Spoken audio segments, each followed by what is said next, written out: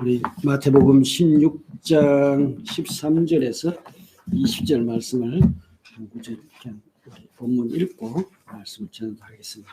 제가 세 번역으로 읽어드리겠습니다. 16장 13절에서 보겠습니다. 좀 긴데 내용 아시니까 그냥 한 구절만 읽을게요. 예수께서 빌립보의 가이사라 지방에 이르러서 제자들께 물으셨다. 사람들이 인자를 누구라 하느냐? 제자들이 대답하였다. 침례자 요한이라고 하는 사람도 있고 엘리야라고 하는 사람도 있고 예레미야의 예언자 가운데 한 분이라고 하는 사람도 있습니다. 일단 거기까지만 읽고 시작하겠습니다. 우리 지난 시간에는 구원에 대해서 우리가 살펴보았죠. 어떻게 구원받습니까? 그 다음에 이제 신앙 고백 두 부분을 조금 살펴보았는데, 구원이라는 것은 사실 개인적으로 이루어집니다. 이건 단체로 이루어지는 것이 아니죠. 가족적으로 이루어지는 것도 아닙니다. 우리 아버지가 믿는다 해가지고 자녀들과 모든 식구들이 자동으로 구원받고 그런 것이 아니죠. 아내가 믿는다 해서 남편이 아내 치맛자락 붙잡고 천국 올라가는 것도 아니고, 그죠? 개인이 예수님을 구주로 인정하고 그분을 영접하고 자신이 죄에서 돌이키는 이런 개인적인 결단이 있어야 되고, 주님에 대한 분명한 개인적인 신앙 고백 이런 것을 통해서 우리가 구원이 주어집니다. 이게 예외가 없어요. 왕이든 천한 사람이든 지식이 있든 없든 상관없이 모두가 개인적으로 주님을 영접해야 됩니다. 그러나 우리가 구원받은 사람들은 거기서 끝나는 것이 아니죠. 구원받은 사람들은 교회가 되어서 한 몸으로서 함께 공동체적인 구원을 이루어 가야 됩니다. 아멘. 우리가 개인적으로 예수님을 영접하고 받아들이고 예수님을 믿음으로 개인적으로 구원을 받지만, 이것이 우리가 공동체적으로 구원이 완성되어 가고 이루어져 갑니다. 그리스도의 몸으로서. 교회라는 것은 바로 우리 자신이 바로 교회죠. 그러니까 우리 한 공동체로서 이런 공동체적인 구원이 이루어져 간다는 것을 기억을 해야 됩니다. 그래서 교회가 없는 신앙생활에는 사실 있을 수 없어요. 사람들이 흔히 하는 이야기, 그런 이야기 하죠. 나는 예수님은 좋지만은 뭐는 싫어요? 교회는 싫다. 흔히 또 교회 가는 사람은 싫다. 이런 이야기들을 하죠. 교회도 일만의 책임은 있습니다. 그죠? 사람들이 이런 이야기를 한다는 것이. 그러나 이것은 교회에 대한 인식이 부족해서 그렇습니다. 교회가 그리스도의 몸이라는 사실을 알지 못하기 때문에 이런 이야기들을 하게 되죠. 이제 주님이 세우실 교회에 대한 이야기를 우리가 함께 한번 쭉 따라가 보겠습니다. 방금 본문으로 선택한 마태복음 16장, 예수께서 빌립보의 가이사라 지방에 이르러서 제자들에게 물었죠. 사람들이 인자를 누구라 하느냐? 대답하기가 쉽습니다. 다른 사람 이야기하는 대로 쭉 전달하면 되니까요. 그래서 침례 요한, 엘리야, 예레미야, 예언자 등 한 사람이라고 합디다 하고 이야기를 했습니다. 그러자 예수님께서 두 번째 질문을 합니다. 그러면 너희는 나를 누구라고 하느냐? 대단히 중요한 질문을 했죠. 개인적인 고백이 이루어져야 됩니다. 그죠? 너희는 나를 누구라고 하느냐? 그러니까 베드로는 이게 항상 좀 이렇게 먼저 이렇게 아주 잘 대답을 하는 것 같습니다. 선생님은 살아계신 하나님의 아들 그리스도이십니다. 반듯한 신앙 고백을 했어요. 그러자 예수님께서 베드로에게 이렇게 말씀하시죠. 시몬 바요나야, 너는 복이 있다. 너에게 이것을 알려주신 분은 사람이 아니라 하늘에 계신 나의 아버지시다. 아멘. 예수님을 우리가 주님으로 고백한다는 것은요, 사실은 이게 어떤 세상 지식으로 알아지는 건 아니에요. 하나님 아버지께서 우리에게 이 놀라운 사실을 가르쳐 주신 겁니다. 아멘. 하나님의 은혜입니다. 하나님의 은혜. 우리가 예수님을 나의 주님이라고 고백할 수 있다는 것, 이걸 안다는 것, 하나님이 가르쳐 주신 지식입니다. 그러면서 주님이 놀라운 말씀을 선포하죠. 거기에 나온 내용을 한번 같이 읽어보겠습니다. 시작. 나도 너에게 말한다. 너는 베드로다. 나는 이 반석 위에다 내 교회를 세우겠다. 죽음의 문들이 그것을 이기지 못할 것이다. 내가 너에게 하늘나라의 열쇠를 주겠다. 네가 무엇이든지 땅에서 매면 하늘에서도 매일 것이요 땅에서 풀면 하늘에서도 풀릴 것이다. 어마어마한 이야기를 하죠. 예수님을 주님으로 고백한 베드로에게 예수님이 선포하신 그 약속, 놀라운 내용들은 이건 어마어마한 내용들이에요. 나도 너에게 말한다. 너는 베드로스다. 나는 이 반석 페트라 위에다가 내 교회를 세우겠다. 이렇게 말씀하셨어요. 여기 교회란 말이 비로소 처음 등장합니다. 신구약 성경 가운데서 공식적으로 교회란 말이 여기 처음 등장하는데 주님은 베드로의 고백 직후에 바로 이 말씀을 하시면서 이 반석 위에다가 내 교회를 세우겠다. 아직 세워지지 않았죠, 그죠? 미래적인 이야기입니다. 이 교회를 세우겠다 이렇게 약속하셨습니다. 자, 교회가 세워질 그러면 이 반석이 무엇이냐? 여기에 대한 전통적으로 보통 그 해석하는 한 세 가지 내용이 있어요. 첫 번째 내용은 로마 천주교에서 해석하는 해석법인데 이 반석을 누구로 해석해요? 베드로다. 베드로. 그러니까 주님께서 베드로 위에다가 교회를 세웠다. 베드로가 참 무거울 것 같아요, 그죠? 베드로 위에다 교회를 세웠으니까 얼마나 무겁겠어요. 로마 천주교에서는 이 교리를, 그러니까 이게 이제 베드로가 첫 번째 교황이 됐다는 자기들 교리를 옹호하기 위해서 이제 주장하는 거죠. 그 베드로가 한 40 몇 년도, 48년 저 정도에 로마에 와가지고 로마 교회를 이제 개척을 해가지고 그러다가 나중에 베드로가 순교했다고 하는데 이건 역사적으로 맞지 않은 이야기입니다. 이건 우리가 지난번 사도행전도 공부해서 알겠지만 전혀 여기서 맞지 않은 이야기죠.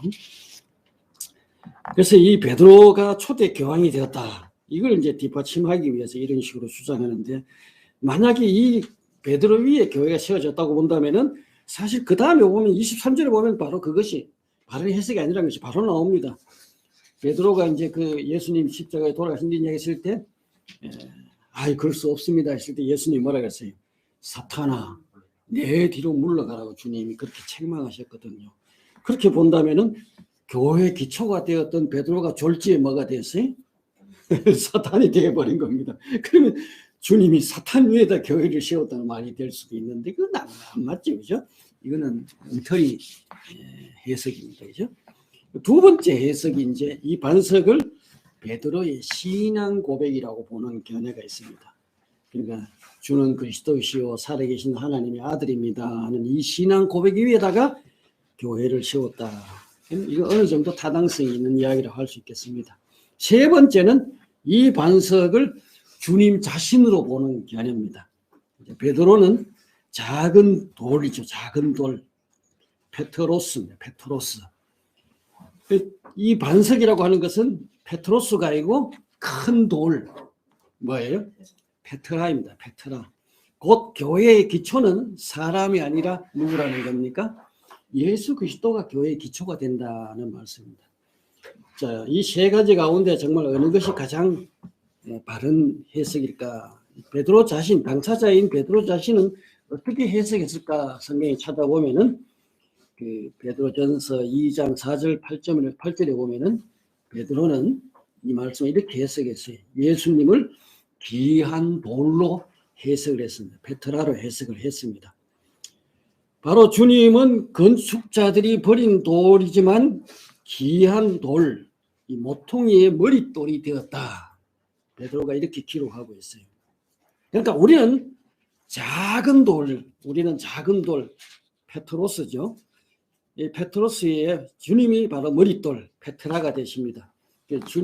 우리는 주님께 띄어서 우리는 신령한 집으로 지어져 간다. 베드로는 이렇게 이해했습니다.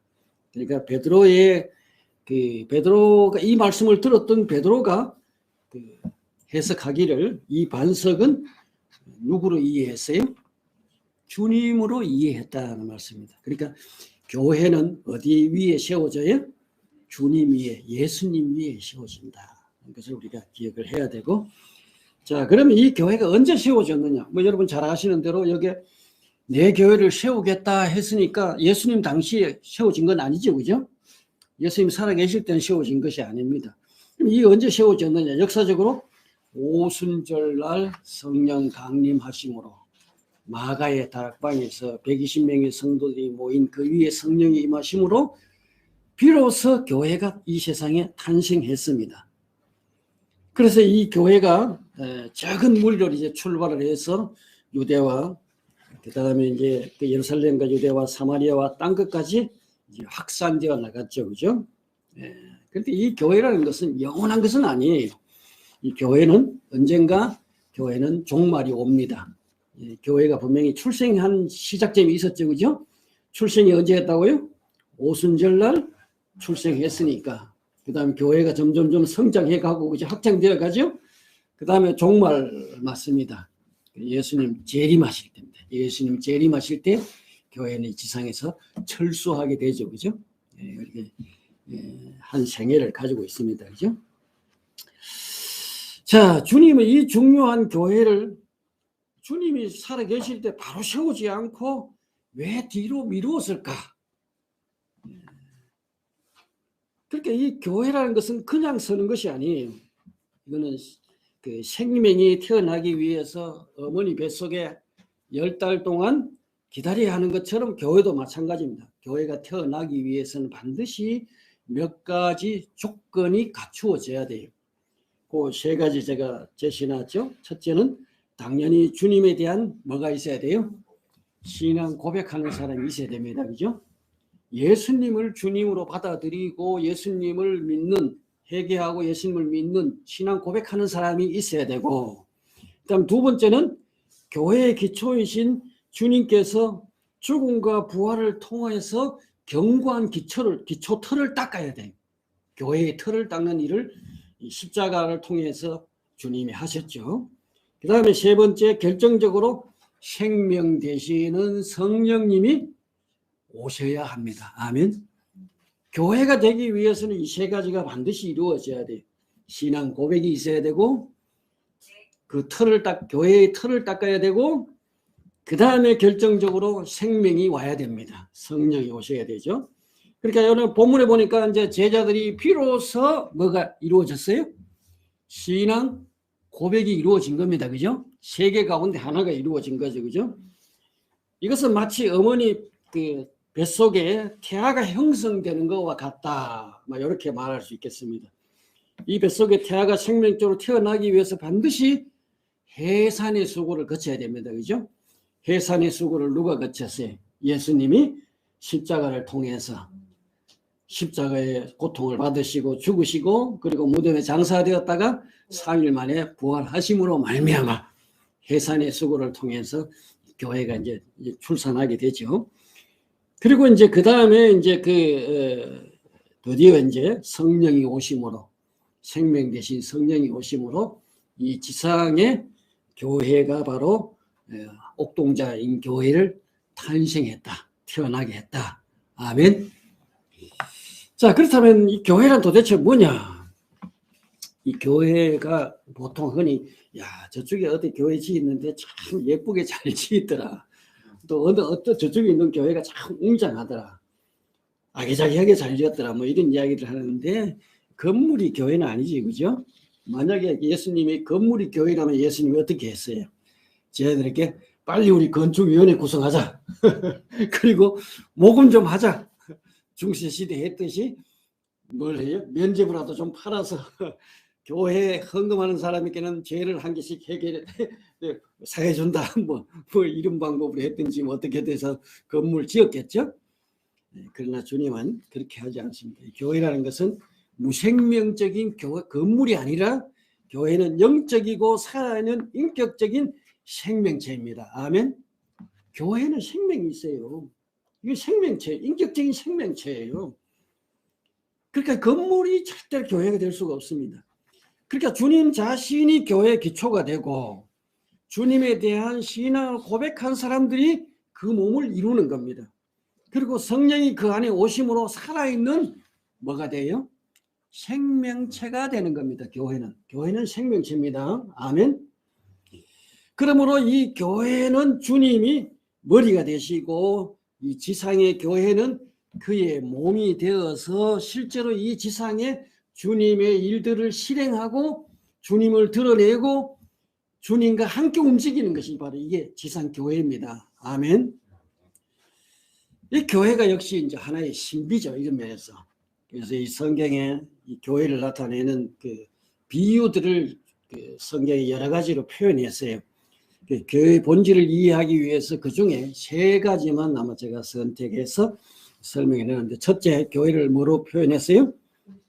그리스도의 몸이다고 한번 읽어보세요. 시작. 하나님께서는 만물을 그리스도의 발 아래 굴복시키시고 그분은 만물 위에 교회의 머리로 삼으셨습니다. 교회는 그리스도의 몸이요 만물에서 만물을 충만하게 하신 분의 충만입니다. 여기 등장하는 단어를 살펴보면은 만물이 등장하고 그 다음에 교회가 등장합니다. 그죠? 이게 교차적으로 사용되고 있죠. 자, 예수 그리스도가 부활 승천하셔서 하나님 오른쪽에 앉으셨습니다. 그리고 모든 만물을 그리스도의 발 아래 굴복시켰다 이렇게 이야기했죠. 그럼 교회의 위치는 어디에 있어요? 교회의 위치는 그리스도와 만물 사이에 있죠. 그죠? 교회와 만물 사이에 그리스도의 교회가 있습니다.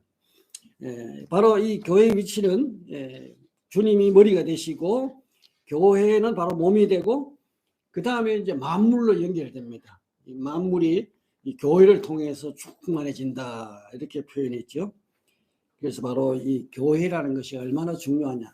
그리스도와 이 만물을 연결시켜주는 중간에 주님의 몸 역할을 한다. 이렇게 보면은 이 교회가 얼마나 소중한 존재인가 하는 것을 알 수가 있죠. 그 다음에 2번째, 교회는 뭐라 그랬어요? 하나님의 성전이다. 그렇습니다. 이 고린도전서 3장 16절 17절 같이 읽어보세요. 시작. 여러분은 하나님의 성전이며 하나님의 성령이 여러분 안에 거하신다는 것을 알지 못합니까? 누구든지 하나님의 성전을 파괴하면 하나님께서 그 사람도 멸하실 것입니다. 하나님의 성전은 거룩합니다. 여러분은 하나님의 성전입니다. 여러분은 하나님의 성전입니다. 여기서 교회를 하나님의 성전을 표현했어요. 유대인들에게는 유일한 성전이 하나 있습니다. 그게 어디 있어요? 예루살렘에 있는 유일한 성전이죠. 이게 하나밖에 없는데 그것은 구별된 공간으로서 하나님이 거하시는 하나님의 지상 처소입니다. 하나님의 이름을 거기다가 두신 거예요. 하나님이 그곳에서 백성들을 만나 주십니다. 그곳에서 복을 베푸십니다. 자, 그런데 이제 하나님이 이제 교회를 뭐로 삼았어요? 그의 성전으로 삼았다. 그렇게 말씀하셨죠? 성령이 오심으로 이제 이 교회는 하나님의 지상 거처가 된 겁니다. 믿습니까? 그러니까 이 사실 그 구약에 있는 예루살렘에 있는 예루살렘 성전은 하나의 뭐예요? 모형입니다. 모형. 쉽게 이야기해서 아파트를 짓기 전에 짓는 모델하우스와 같은 거예요. 모델하우스는 실제 아파트가 지어지면 어떻게 해요? 그건 철거하죠? 그러니까 교회가 바로 하나님의 실제 성전입니다. 교회가 하나님의 성전이기 때문에 이제 하나님의 교회가 세워졌기 때문에 하나님께서 그동안의 모형으로서 모델하우스로서 지어졌던 예루살렘 성전을 어떻게 하셨어요? AD 70년에 티투스 장군을 통해서 어떻게 깨끗이 철거한 겁니다. 돌 위에 돌 하나 남지 않게 하나님이 깨끗이 철거한 거예요. 이제 성전이 더 이상 필요 없게 된 겁니다. 성전이 누구라고요? 우리 교회가 하나님이 거하시는 성전이 된 겁니다. 아멘. 이 지상 거처가 하나님의 거처가 이 교회예요. 이 안에서 우리가 하나님 거하시고 여기서 하나님 예배를 받으시고 하나님이 일하시고 역사하십니다. 그러니까 교회는 성전이다. 그래서 이 교회가 지금 아주 완성된 건 성전이 완성된 건 아니에요. 100% 완성된 건 아닙니다. 지금 이 교회는 뭐예요? 공사 중입니다. 한번 읽어볼까요?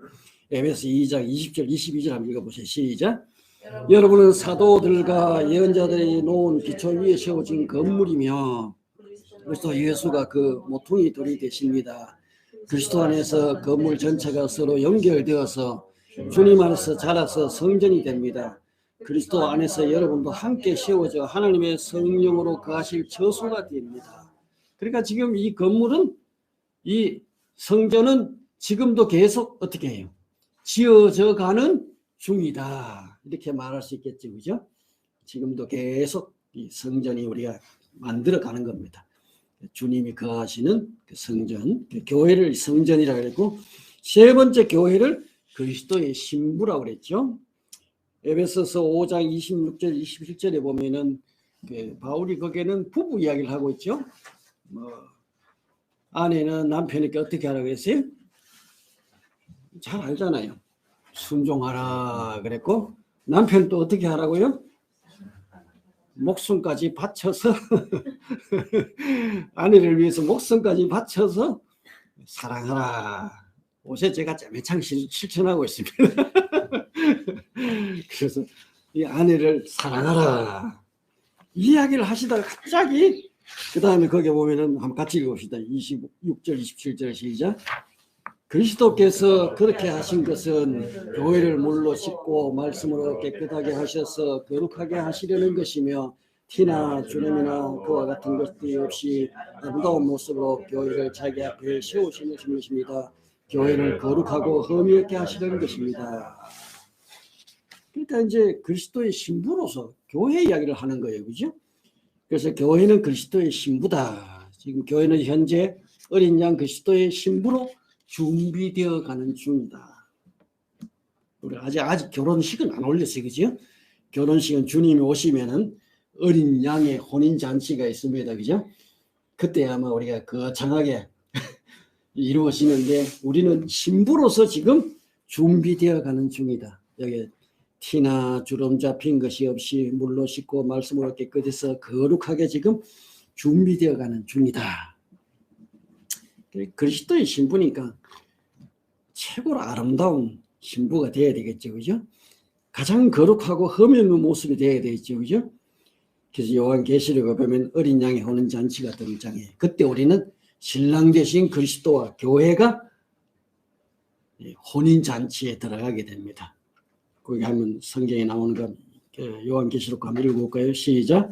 할렐루야. 주 하나님 전능하신 분께서 왕권을 잡으셨다. 기뻐하고 즐거워하며 하나님께 영광을 돌리자. 어린 양의 혼인의 날이 이르렀다. 배심은 단장이 끝났다. 진흙에 빛나고 깨끗한 제목 옷을 입게 하셨다. 이 못이 옷은 성도의 의로우리입니다. 할렐루야. 주 우리 하나님 전능하신 분께서 왕권을 잡으셨다. 예수님이 뭘 잡았다고요? 왕권을 잡았어요. 우리의 신랑 되신 분이 왕권을 잡아서 우리는 뭐예요? 적어도 우리는 그분과 결혼하면 뭐가 돼요? 왕비가 되는 거죠. 그렇죠? 우리는 그리스도와 함께 왕노릇해요. 그리스도와 함께 우리는 세상을 통치하고 다스립니다. 이게 성경에 말하는 원칙입니다. 그러니까 그분이 왕이시니까, 왕이 되셨으니 왕권을 잡았으니까 우리는 그의 신부로서 그와 동격 같은 급의 위치에서 그리스도와 함께 세상을 다스리십니다. 아멘. 왕노릇 하신다. 놀라운 이야기죠. 그리스도의 신부로서 참 멋지지 않습니까? 그날을 고대하시기를 바랍니다. 자, 이 교회는 하나님의 비밀입니다. 교회란 존재는 실로 대단한 존재입니다. 여러분, 이 교회를 제대로 알아야 돼요. 이 얼마나 놀라운 존재인지 몰라요. 아까 읽은 본문에 보면은 죽음의 문들이 교회를 이기지 못한다. 하데스의 세력이라고 그랬죠. 이 하데스의 세력이 무엇인가? 우리 개역 성경에서는 음부의 권세가 그렇게 이야기했죠. 음부의 권세. 여기는 죽음의 문들이라고 세 번역에 그렇게 되어 있습니다.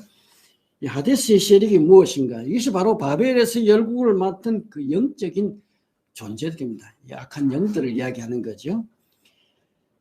자, 이 머리 대신 그리스도께서 십자가에 못 박혀 돌아가심으로 말미암아, 부활하심으로 말미암아 하데스의 세력을 어떻게 하셨어요? 이기셨습니다. 예수님께서 내가 세상을 이겼다. 주님이 승리하셨습니다. 아멘. 십자가를 통해서 주님이 이기셨어요. 그러니까 예수님께서 이 음부의 권세를 주님이 깨뜨리셨습니다. 그래서 더 이상 이제 이 하데스의 세력, 죽음을 가지고 위협하고 협박하는 약한 영들이 더 이상 교회를 해칠 수가 없습니다.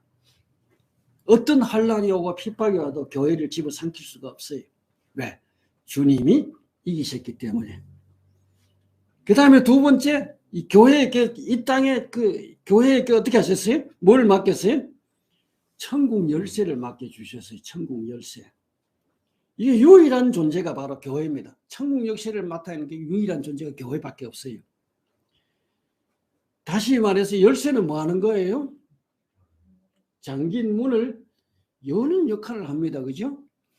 바로 이 교회야말로 하늘과 땅을 연결하는 그 키를 가지고 있는 겁니다. 하늘과 땅, 이 교회를 연결하는 것. 이것이 바로 교회가 하는 거예요. 예수님께서 거기 뭐라 그랬어요? 땅에서 매면 하늘에서도 매일 것이요. 땅에서 풀면 하늘에서 풀리리라.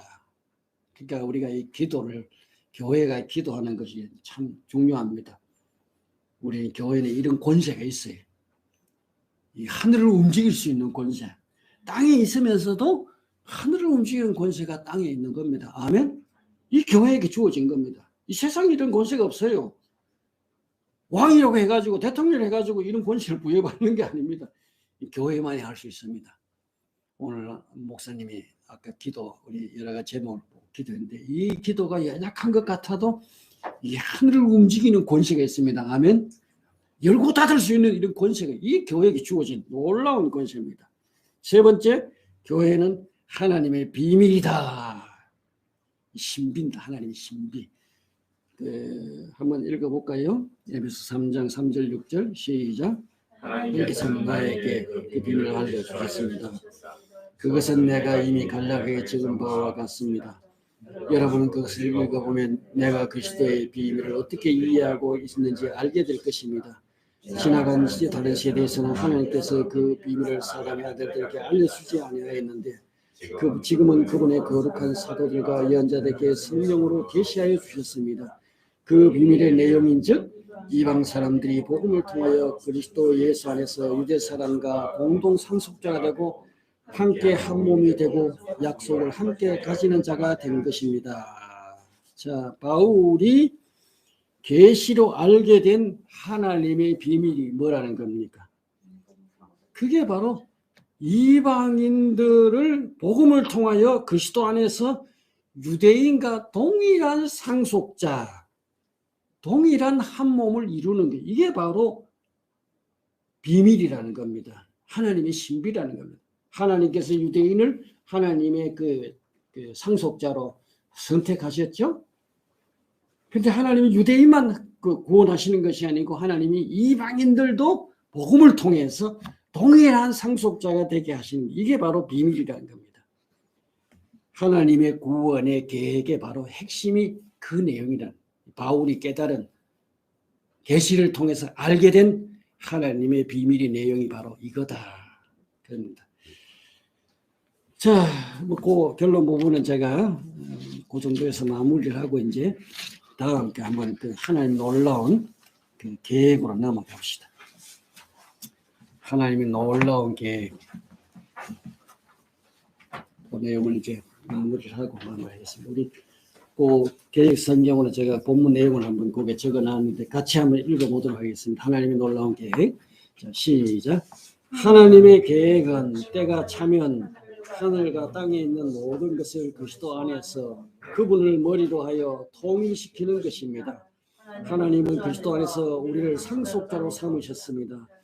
이것은 모든 것을 자기 원하는 뜻대로 행하시는 분의 계획에 따라 미리 정하신 일입니다. 자, 이 말씀이 놀라운 말씀을 하고 있어요. 우리 이 말씀을 조금 이제 묵상을 해보기를 원하는데, 자, 여기 제가 제목을 하나님의 놀라운 계획 이렇게 붙였습니다. 하나님의 계획이 도대체 뭐냐? 하나님의 계획은 뭡니까? 때가 차면, 아직 그때가 이르지는 않지만 때가 차면 어떻게 한다고요? 하늘과 땅에 있는 모든 것을 뭘 한다고요? 통일시키는 것. 이게 하나님의 놀라운 계획입니다. 남북이 하나 되어 통일되는 것처럼 하늘과 땅이 통일된다는 것입니다. 하늘과 땅이 통일된다. 이야, 이미 제가 그동안에 쭉 이제 이 교재를 가지고 여러분께 말씀을 쭉 드렸는데, 이제 그 내용들을 이제 다시 한번 정리해 봅시다. 하나님은 이 세상을 창조하실 때 하나님은 하늘도 지으셨습니다. 그죠? 이 하늘에 가서 단순히 보이는 이 하늘을 이야기하는 게 아니에요. 하나님의 세계, 영적인 세계, 이걸 하나님 먼저 지으셨어요. 그러니까 땅을 창조하기 전에 하나님은 하늘 세계를 먼저 창조하시고, 그 하늘, 그래서 우리가 하늘에는 하나님의 그 자녀들이 있었죠. 하나님의 아들들이 있었죠. 천사들이 있었죠. 영적인 존재들이 거기에 이미 존재했습니다. 그러니까 이 땅을 창조하기 전에, 그리고 그 다음에 두 번째로 하나님은 하늘 세계를 창조하신 후에 그 다음에 하나님이 이 땅을 창조하셨어요. 땅에도 바로 하늘의 가족과 같은 DNA를 가진 하나님의 가족으로서 사람을 창조하셨습니다. 그러니까 하나님의 형상대로, 하늘의 하나님의 가족이 하나님의 형상대로 지음받은 것처럼 땅의 하나님의 가족을 하나님의 형상대로 지으셨다고 제가 지난번에 이미 말씀드렸죠. 자, 하나님은 하늘의 가족과 땅의 가족을 창조하심으로써 명실상부한 천지를 지으신 창조주 하나님이 되신 겁니다. 하나님은 하늘만 지으신 창조주가 아니고 땅만 지은 창조주가 아니고 하나님은 뭘 지었어요? 천지를 지은 겁니다. 하늘도 지으시고 땅도 만드신 천지를 창조하신 창조주다 하는 말씀입니다. 아멘. 제 하나님의 계획은 때가 되면 이 두 가족을 어떻게 한다고요? 하나로 통일되게 하신다. 이게 하나님의 계획이에요. 자, 어떻게 하나님 그렇게 하시느냐? 하나님은 이 교회로 하여금 변화되게 하시고 신령한 그리스도와 같은 모습으로 우리를 화하게 하십니다. 아멘. 이게 놀라운 거예요. 우리를, 지금 있는 우리를 그리스도와 같은 모습으로 우리가 신령한 몸으로 하나님은 변화시켜서 하늘에 있는 가족과 어떻게 한다고요? 이걸 하나가 되게 하신다는 겁니다. 한 가족을 만들어서 살게 하신다. 어마어마한 계획이죠. 이 계획은 바로 하나님께서 창세 전부터 갖고 계셨던 하나님의 계획입니다. 아멘. 하늘의 가족과 땅의 가족을 하나님은 어떻게 하신다고요? 통일하신다. 아멘. 우리의 목사님 지난번에 요 과목을 하면 우리의 소원은 통일 이 노래를 불러야 된다고 말씀하시는데 우리의 소원은 통일, 하늘과 땅이 통일되고 하나님과 우리가 통일된 이 사실을 우리가 하나님의 그 말씀 안에서 조금 암시되는 내용들이 있어요. 그 인간 안에 이런 하나님의 계획이 암시되는 놀라운 비밀이 숨어 있는데, 자, 하나님께서 사람을 지으실 때 어떻게 지었어요? 땅의 흙과 땅의 흙으로 빚으시고 그 다음에 하나님 어떻게 하셨어요? 하나님의 생기를 불어넣었죠. 그러니까 하늘과 땅이 만나는 것이 우리 사람이에요. 그러니까 우리 인간은 쉽게 이야기하면 소우주입니다. 소우주. 이 안에 뭐가 있어요? 땅도 있고 뭐도 있어요? 하늘도 있습니다. 이게 놀라운 비밀입니다. 그러니까 우리 인간을 하나님이 땅의 존재만으로 만든 게 아니에요. 이 땅의 요소도 있고 하늘의 요소도 있는 이 두 개가 결합된 것이 우리 사람이에요. 인간이 타락함으로 말미암아 영적으로 죽어버렸죠. 그죠? 죽어서 인간은 하늘의 요소를 어떤 의미에서 이게 잃어버린 겁니다. 사람이 자꾸 그 타락한 존재는 뭐가 돼요? 땅의 존재만 되는 거예요. 그러니까 이 사람이 동물화 되어가는 거예요. 우리 이런 인간의 모습 안에서 이 하늘과 땅이 나중에 어떻게 결합되는가 하는 것을 암시해 주고 있어요. 우리 몸 안에서 하늘과 땅이 만나는 것처럼 마지막 때 하나님께서는 때가 되면은 하늘과 땅을 하나님께서 이렇게 통일시키신다. 믿습니까? 네. 그 다음에 하나님께서 이 남자 여자를 합해서 한 몸을 이루게 하신 것도 똑같은 내용입니다. 하나님께서 아담을 창조하시고 그 다음에 하나님이 이 둘을 어떻게 하셨어요? 남자 여자로 갈라놓았어요. 그리고 그 다음에 하나님 또 어떻게 하세요? 이 두 개를 다시 결합해서 하나 되게 한 몸을 만드십니다. 아니 뭐 이렇게 복잡하게 하신 이유가 뭐였습니까? 처음부터 그냥 아담 안에 남성과 여성을 다 그대로 둬서 그냥 그대로 두면은 요새 이 어려운 세상에 결혼하는 뭐 경제적인 부담도 안 갖고 그죠? 그냥 자기 안에서 다 예? 해결돼 버리면 좋을 텐데 뭘 또 쪼개놨다가 다시 또 결합해가 붙이고 뭐 이런 일 복잡한 과정을 거치게 하셨냐. 이 안에 바로 하나님이 이런 것을 암시해 주시는 겁니다. 아멘. 하나님께서 하늘 가족과 땅의 가족을 하나님이 이렇게 하나로 합하여 한 몸을 이루시는, 통일시키는 이런 것을 암시해 주셨습니다. 이와 같은 원리는 바로 하늘과 땅의 두 가족을 창조하시고 때가 되면은, 그러니까 아직 때가 안 됐지, 그죠? 때가 되면은 이 둘을 합하여 하나로 통일시킨다. 이게 하나님의 놀라운 계획이에요. 이게 구원 계획이에요. 그래서 우리는 하늘의 가족과 땅의 가족이 하나가 되어서 그 하나는 바로 하나님의 가족입니다. 하나님의 가족으로서 우리가 함께 살아가는 것. 이 놀라운 엄청난 하나님의 비밀 계획이다. 비밀 프로젝트다. 그렇게 이야기할 수 있겠죠? 이게 바로 우리가 마지막에 이루어질 그 모습들입니다. 자, 그렇다면은 어떻게 그러면 이렇게 통일시킬까? 그 통일시키는 원리가 나와 있어요. 그죠? 그것을 어떻게 통일시킵니까? 그리스도 안에서 그분을 머리로 하여 통일시킨다는 것입니다. 아멘. 누구를 머리로 삼아서? 그리스도를 머리로 삼아서. 그러니까 그리스도를 통해서 하늘과 땅을, 그리스도는 하늘과 땅을 연결하는 고리가 된다. 그런 말씀입니다. 하늘과 땅을 연결하는 고리가 뭐라고요? 예수 그리스도입니다. 그리스도는 하늘도 창조하셨고 땅도 창조하신 분이십니다. 믿습니까? 바로 이분을 머리로 삼아서 하늘과 땅을 하나로 통일하신다.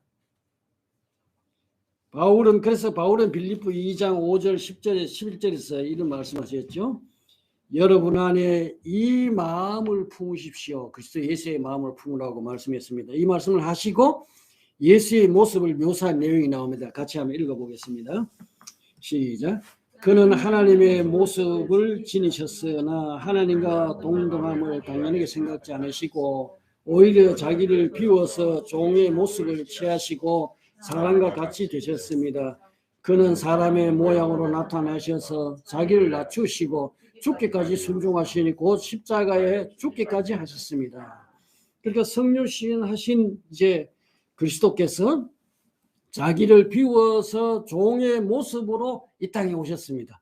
사실 예수님은 하나님과 동등한 그 모든 권위를 가지신 분이죠. 그러나 그분은 하나님께 종의 모습을 취하시고 오셔서 순종하시고 죽기까지 하셨습니다. 자, 이렇게 예수님이 십자가에 죽기까지 하셔서 죽어서 무덤에 장사 지냈어요. 자, 이런 예수님을 하나님이 어떻게 하셨냐? 그 다음에 하나님이 하신 일입니다. 한번 읽어보겠습니다. 시작. 그러므로 하나님께서는 그를 지극히 높이시고 모든 이름 위에 뛰어난 이름을 그에게 주셨습니다. 그리하여 하늘과 땅이와 땅 안에 있는 모든 것들이 예수의 이름 앞에 무릎을 꿇고 모두가 예수 그리스도는 주님이라고 고백하여 하나님 아버지께 영광을 돌리게 하셨습니다. 예수님은 스스로 낮추어서 죽기까지 하셨습니다. 그런데 하나님은 이분을 어떻게 하셨어요? 그대로 두시지 않고 그를 지극히 높여서 부활하게 하셨죠.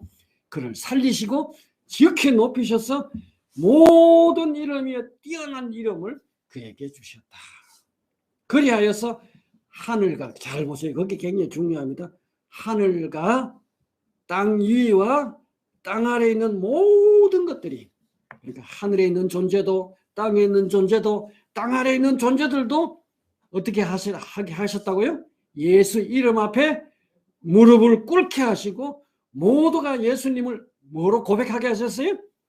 주님이시다라고 고백하게 하시고, 그래서 하나님께 영광을 돌리게 하셨습니다. 우리가 하나님께 영광 돌리는 방법이 뭐예요? 예수님을 주님으로 고백하는 거예요. 아멘. 예수님이 주님이다. 이걸 인정하고 받아들이는 것이 하나님께 최고의 영광을 돌리는 겁니다. 그죠? 자, 십자가에 죽기까지 하신 그리스도께서 그리스도를 하나님이 지극히 높여서 모든 이름 위에 뛰어난 이름을 주셨어요. 예수보다 높은 이름이 없어요. 그죠? 다시 말해서 그분을 하늘과 땅의 주님으로 삼으셨다, 이 말씀입니다. 아멘. 예수는 하늘의 주님도 되시고 땅의 주님도 되십니다. 천지의 주님이시다, 이 말입니다. 아멘. 천지의 주제로 삼으신 겁니다. 예수 그리스도는 하늘에 있는 존재에게도 주님이시고 땅에 있는 존재에게도 주님이 되시고 땅 아래에 있는 존재에게도 주님이 되시는 분이시다. 이 3세계. 자, 하늘에 그러면 누가 있느냐 한번 볼까요? 하늘에는 당연히 하나님이 계시죠. 그죠? 하나님이 계시고 하나님과 함께 하나님의 아들들이 있었습니다. 그죠? 하나님의 아들들이 있었고 거기엔 또 영적인 존재들이 있죠. 천사들이 있고 영적인 존재들이 하늘에 있습니다. 우리는 다 알지 못해요. 그렇지만 하늘에 인격적인 이런 존재들이 있어요. 이런 존재들에게 주님이 거기에 뭐가 되세요? 주님이 되신다는 겁니다. 아멘. 천사들에게도 주님이 되시고 하나님의 그 하늘에 있는 하나님의 아들들에게도 주님이 되시는 주가 되신다는 것입니다. 그 다음 땅에 누가 있어요? 땅에는 당연히 우리 사람이 살고 있고 사람만 있습니까? 모든 만물이 여기 살고 있죠. 움직이는 생물들이 다 살고 있습니다. 동물들, 새, 그 다음에 뭐 여러 그죠? 곤충들 등등 이런 것을 하나님이 만드셨잖아요. 그죠? 바로 주님은 이 모든 것들이 뭐가 돼요? 주님이 되십니다. 우리에게도 주님이 되시고 이 만물에 있는 모든 생명체에게 주님이 되시는 분이 주님이 되게 하신 겁니다. 그 땅 아래는 누가 있을까요? 땅 아래는 지하 음부세계죠. 이 음부세계에 죽은 영들, 다시 말해서 악한 영들 거하는 세계도 있고, 자, 예수 그리스도는 이 모든 것들 곧 3세계의 주님이 되시는 분이 돼요. 이게 진정한 주님이시죠. 주님이 예를 들어서 땅의 세계만 주님이 되신다면은 뭐 이 세상에 한 왕과 같은 존재밖에 안 되죠. 그죠? 예수님은 하늘의 주님이 되시고 땅의 주님이 되시고 땅 안의 주님이 되시고 모든 세계가 주님 앞에 무릎을 꿇게 하셨다. 그야말로 주님은 하늘과 땅과 땅 아래 3세계를 그리스도의 이름으로 통일하신 겁니다. 아멘. 그렇다면 오늘 우리는 어떻게 영광을 돌려야 할까? 그리스도 예수 앞에 무릎을 꿇고 그분을 주님으로 고백함으로 영광을 돌려야 돼요. 복음 전하는 것도 이겁니다. 예수님 주님 되심을 가르쳐주고 이 예수님 앞에 무릎 꿇게 하는 게 이게 바로 복음 전하는 거죠. 그죠? 그렇게 예수님을 머리로 인정하는 거예요. 그분을 우리의 왕으로 우리의 주인으로 인정하는 그리스도가 철저하게 머리 되심으로써 하늘과 땅이 그분을 통하여 통일된다는 말씀입니다. 아멘. 통일되는 방법이 이것밖에 없어요. 자, 그러면은 하나님은 그리스도를 주님으로 고백하는 사람만 상속자로 삼아 주십니다. 아멘. 불행하게도 우리가 지난번에 살펴봤죠. 땅에 반역이 있기 전에 뭐가 있었어요? 하늘의 반역이 먼저 있었죠. 그러니까 그 천사들이 하나님께 뭐 천사인지 하나님의 아들인지 모르지만 그들이 먼저 반역이 있었습니다. 그죠? 그 반역의 결과로 하나님이 이 땅에 지으신 하나님의 형상으로 지은 사람을 어떻게 했어요? 꼬셨죠. 꼬셔서 그죠? 꼬셔서 사람도 반역하도록 하나님께 배반하도록 만들었죠. 그러니까 이 반역한 무리들은 그리스도께 무릎 꿇기를 거절했습니다. 그들은 예수님을 주님으로 고백하기를 원치 않습니다. 그러나 영원히 그렇게 하지 못해요. 때가 되면은 모든 피조물들이, 그러니까 하나님 외에는 다 피조물이죠. 그죠? 모든 피조물들이 그분 앞에 무릎을 꿇고 모든 입으로 그분은 참 주님이시다 하고 고백할 날이 옵니다. 아멘. 지금 불신자들 아무리 뭐 예수님을 욕하고 뭐 거절하고 해도 때가 되면 고백할 날이 와요. 그게 실제로 그렇게 기록되어 있습니다. 로마서 14장 11절 한번 읽어볼까요? 시작. 기록하였으되 주께서 이르시되 내가 살아노니 모든 물이 내게 뿌릴 것이요 모든 해가 하나님께 자백하리라 하였느니라. 자, 주님께서 예수님 말씀하시기를 내가 살아노니 모든 무릎이 내게 꿇을 것이요 모든 혀가 하나님께 자백하리라. 예수님을 주님으로 고백한 날이 반드시 온다는 겁니다. 자, 이 본인이 원하든 원치 않든 상관없이 반드시 때가 되면 그날이 온다. 할렐루야. 모든 불신자들도 다 그렇게 할 날이 옵니다. 문제는 강제적으로 강압적으로 그분 앞에 무릎을 꿇고 자백하는 사람들은 뭐가 될 수가 없어요? 상속자가 될 수 없습니다. 상속자가 아닙니다. 천국을 하나님의 나라를 하나님과 상속할 수가 없죠. 그죠? 강제적인 고백이 아니라 이 땅에서 자발적으로 어떻게 한다고요? 우리가 주님 앞에 무릎을 꿇고 예수님을 주님으로 자백하는 사람들, 주님으로 고백하는 사람들은 뭐가 돼요? 상속자가 되어서 우리는 하나님의 가족이 될 수 있다는 겁니다. 아멘. 그러니까 강제로 할 거냐? 스스로 할 거냐? 이게 바로 우리 믿느냐? 믿지 않느냐? 이 차이죠. 그래서 이 성경이 말하는 구원의 핵심 내용은 이거예요. 예수님을 그 누구도 부인할 수가 없어요. 그분이 주님으로 이 세상에 드러날 때 다 강제적으로 주님 앞에 무릎을 꿇을 수밖에 없습니다. 그때 고백해봤자 소용없어요. 지금 스스로 회개하고 돌이키고 예수님을 주님으로 영접하고 시인하고 그렇게 해야 됩니다. 아멘. 그러면 우리는 어떻게 되느냐? 상속자가 됩니다. 상속자. 하나님의 모든 것을 상속하신 유대인과 동일한 상속자가 되어서 우리는 그리스도와 함께 어떻게 한다고요? 왕노릇. 신랑 되신 그분이 뭐라고요? 왕권을 받아서 오니까. 그분이 왕이시니까. 만주의 주 만왕의 왕이시니까 그분과 함께 우리도 상속자가 되어서 그분과 함께 왕노릇 하실 겁니다. 아멘. 이게 바로 성경이 말하는 구원의 내용이에요. 자, 이미 우리가 그 앞에서 제가 하나님의 가족이 된다는 의미를 설명을 했습니다. 그죠? 누가 상속할 것이냐? 누가 상속자가 되느냐? 상속자는 누가 상속해요? 아들이 상속하는 겁니다. 아멘. 내가 죽고 나면은 재산이 뭐 있든 없든 내게 있는 거 숟가락 그 몽둥이 하나라도 그걸 상속할 수 있는 사람은 누가 해요? 내 자녀들이 하는 겁니다. 그죠? 내 아들들이 하듯이 마찬가지입니다. 우리가 하나님의 아들이 되었다는 것은 바로 다른 말로 하나님의 상속자들이 되었다. 할렐루야. 그러니까 이병철 옛날 사람들 최근에 죽은 이건희라고 하시죠. 이건희의 상속자가 되는 거하고 배우의 재산을 상속하는 자하고는 이게 비교가 돼야 안 돼요. 이게 비교가 안 되죠. 적어도 이건희의 상속자가 되면은 어느 정도 돌아올까요? 난 모릅니다. 그 우리는 누구의 상속자예요?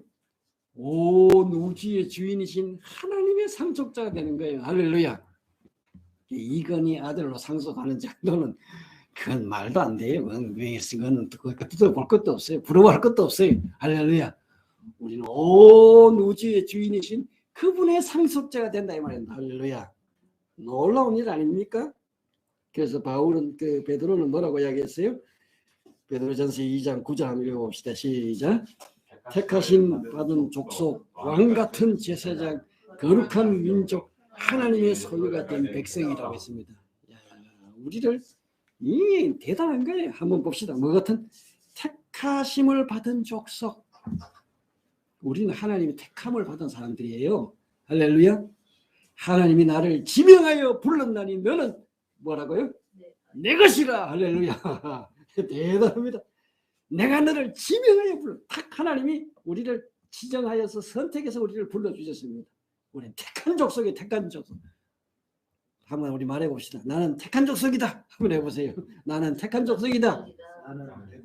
야, 이거 굉장한 이게 자부심을 가질 만한 거예요. 하나님이 우리를 지명하여 불렀어요. 선택했어요. 할렐루야. 그런데도 어깨 안 펴면 안 됩니다. 어깨 쫙 펴세요. 하나님의 택한 족속이요. 그 다음에 뭐예요? 왕 같은 제사장. 이 왕 같은 이 실제로 왕입니다. 우린 주님과 함께 왕노를 할 거예요. 믿습니까? 왕 같은 제사장이요. 그 다음에 우리는 거룩한 민족입니다. 거룩한 민족이 된 거예요. 교회는 거룩한 민족이에요. 구별된 민족. 세상과는 달라요. 그 다음에 우리는 또 뭐예요? 하나님의 소유가 된 백성입니다. 아멘. 하나님께 소속되고 하나님의 소유가 되고 하나님의 것이 된 우리가 백성이다. 어마어마한 이야기들을 이 베드로가 이야기하고 있어요. 이게 교회의 우리가 신분이에요. 교회의 신분이요. 이게 교회의 아이덴티티입니다. 놀라운 사실이잖아요. 택한 족속이요, 왕 같은 제사장이요, 거룩한 민족이요, 하나님의 소유된 백성이다. 그래서 우리는 그분과 함께 마지막 때 왕노릇합니다. 실제로 요한계시를 읽어보세요. 요한계시를 읽어보면은 2장, 3장에 교회 이야기가 나오고 그 다음에 이제 4장이 넘어가면은 하늘 문이 열리면서 올라오라 하고 사도 요한이 하늘로 올라가요. 하늘에 올라가면은 거기 하나님의 보좌가 나타나죠. 하나님의 보좌가 나타나고 하나님 보좌 옆에는 또 그 보좌들이 있죠. 그게 누가 앉아 있어요? 24 장로들이 거기에 앉아 있잖아요. 24 장로들은 누구를 나타내느냐? 24 장로는 바로 교회를 나타냅니다. 아멘. 뭐 어떠니 그 24 장로는 뭐 구약의 12지파, 신약의 12 사도 뭐 이런 이야기 하는데 뭐 그렇게 보든 말든 교회를 상징하는 거예요. 우리는 그리스도와 함께 하나님의 보좌와 같은 보좌에 앉아서 함께 왕노릇하고 함께 다스리는 것을 거기 보여주는 거예요. 믿습니까? 실제로 그 24 장로는 바로 교회를 상징하는 겁니다. 이런 놀라운 이게 바로 하나님의 계획이에요. 계획. 때가 되면은 아직은 아니에요. 때가 되면 그렇게 된다는 말씀입니다. 믿습니까? 자, 그러면 통일된 가족은 어디 살 것이냐? 간단하게 한번 살펴봅시다. 창세기 답이 있어요. 하나님께서 아담과 하와를 창조하시고 어디 살게 하셨어요? 에덴 동산에 살게 하셨어요. 에덴 동산 뜻이 뭐예요? 에덴 동산은 낙원입니다. 파라다이스, 낙원. 그러니까 우리도 그 낙원이라는 것은 바로 에덴 동산은 하나님의 거처인 동시에 그게 사람의 거처예요. 거기는 사람만 거하는 게 아니에요. 하나님도 거기에 거하셔요. 하나님과 사람이 함께 거합니다. 그러니까 하나님은 우리가 이 죄를 범함으로 이 잃어버린 낙원을 하나님이 다시 회복시켜 주십니다. 아멘. 이 회복이 바로 우리가 가야 될 새하늘 새 땅 천국입니다. 천국. 다른 말로 말하면은 우리가 거기 가신데 거기는 바로 하나님과 사람이 함께 거하고 함께 사는 거예요. 자, 이걸 우리가 그 하나의 모형으로 또 보여주신 것이 있는데 우리가 그 고린도서에 보면 나오죠. 하나님이 성령 우리를 어떻게 하셨어요? 인치셨다 하는 말씀이 나오죠. 하나님이 우리가 그 보증으로 성령으로 인치셨다. 이게 성령이 오신 것은요. 천국에서 장차 우리가 하나님과 함께 우리가 사람이 함께 거하고 함께 사는 내용을 미리 보여주시는 내용이에요. 성령이 어디로 오셨어요? 우리 안으로 오신 겁니다. 그래서 하나님과 하나님의 영이신 성령이 우리 안에서 함께 같이 살아가는 거예요. 이것이 바로 천국에 장차 이루어질 천국을 보여주는 하나의 보증입니다. 보증. 그렇게 살듯이 우리가 천국에서 그렇게 산다. 그러면 내용들을 한번 읽어보시고 오늘 여기까지만 시간이 다 됐는데 제가 시간 좀 잘 맞췄습니다. 예, 이제 결론입니다. 결론으로 우리가 이렇게 그 하나님의 그 구원의 계획이라는 것은 이런 어마어마한 내용들을 사실 성경에서 다루고 있다. 이 내용들을 제가 좀 설명했는데 제가 미천에서 제대로 잘 설명을 못한 면이 있는지 모르겠지만은 그냥 여러분 어느 정도 하나님의 구원 계획은 이렇게 이루어져 가는구나. 하늘의 가족과 땅의 가족을 통일해서 우리가 하나님께서 영원한 곳에 우리가 낙원에서 살게 된다는 내용을 결론을 맺고 오늘 여기까지 마무리하도록 하겠습니다.